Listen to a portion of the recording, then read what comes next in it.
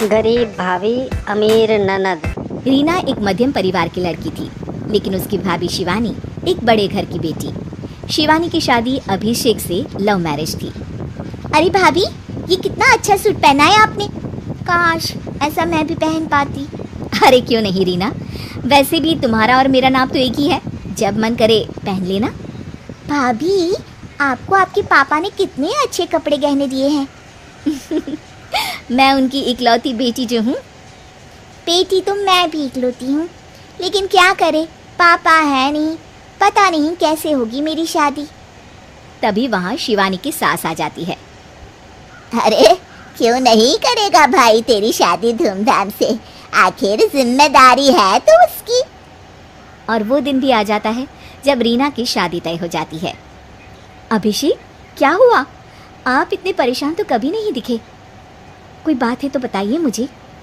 अरे शिवानी, वैसे तो शादी का सारा इंतज़ाम हो गया है, लेकिन गहनों का रेट तो आसमान छू रहा है। कैसे क्या करूं, कुछ समझ में ही नहीं आ रहा। थोड़ी देर में शिवानी अपने पूरे गहने अभिषेक के सामने रख देती है। ये लीजिए, गहनों का इंतजाम भी हो गया। अरे नहीं नहीं शिवानी, मैं ये गहने किसी हालत में भी नहीं ले सकता। ये तुम्हारे पिता ने तुम्हें दिया था, और तुम हो कि। तभी वहाँ सास आ जाती है। अरे तो क्या हुआ, इसकी तो हो गई ना शादी, अब किसे दिखाने हैं इसने गहने। सास गहनों का डिब्बा शिवानी के हाथ से लेकर वहाँ से चली जाती है। रीना की शादी धूमधाम से होती है और अब वो बड़े घर की बहू बन जाती है। वहीं रीना की शादी के बाद शिवानी और अभिषेक उसकी शादी के कर्जों से डूब जाते हैं। मैं सोच रही हूँ नौकरी करनी शुरू कर दूँ, वैसे भी पढ़ी लिखी हूँ, आपकी थोड़ी मदद भी हो जाएगी। वैसे शिवानी, कुछ दिन कर लो तो अच्छा ही होगा, क्योंकि ज़रूरत भी है। अब शिवानी भी नौकरी करने लगती है और घर खर्चे में अभिषेक का हाथ बटाती है। एक दिन शिवानी, रीना का फोन आया था, कह रही थी कि आने वाले त्योहार में उसके ससुराल जाना है। ठीक है माँ।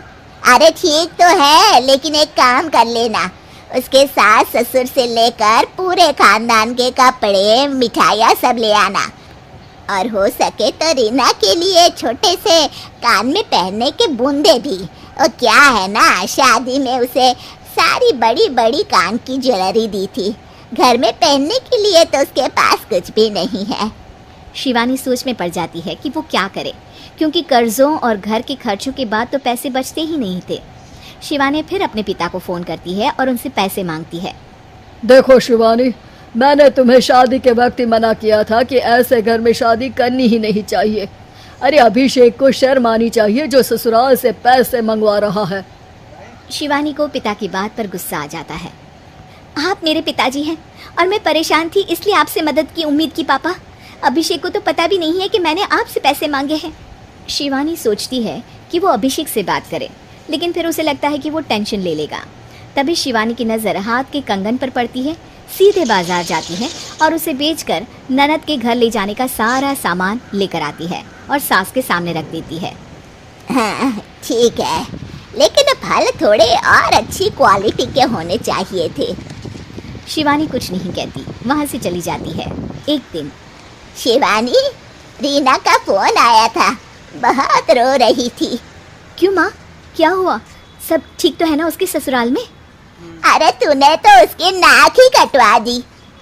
अब मैंने क्या कर दिया माँ? कह रही थी कि बड़े घर की बहू है भाभी, जो कपड़े दिए वो ब्रांडेड भी नहीं थे। तू तो जानती है ना उन लोगों का पहनावा कितना अच्छा है। तू तो मेरी बेटी का भला कभी सोचती नहीं। हाय भगवान, अरे बड़े घर की बहू है, इसी बात की जलन है ना तुझे, लेकिन याद रख, मेरी बेटी का सोचने के लिए भगवान है, तुम लोग कभी उसका बुरा नहीं कर पाओगे। अब शिवानी के मन में सवाल था कि क्या ईश्वर सिर्फ रीना के साथ है, उसके साथ नहीं? लेकिन उसे सुकून था कि वो अभिषेक के साथ उसकी जिम्मेदारियों को निभाने में बराबरी की हकदार है। शिवानी वहाँ से चली जाती है।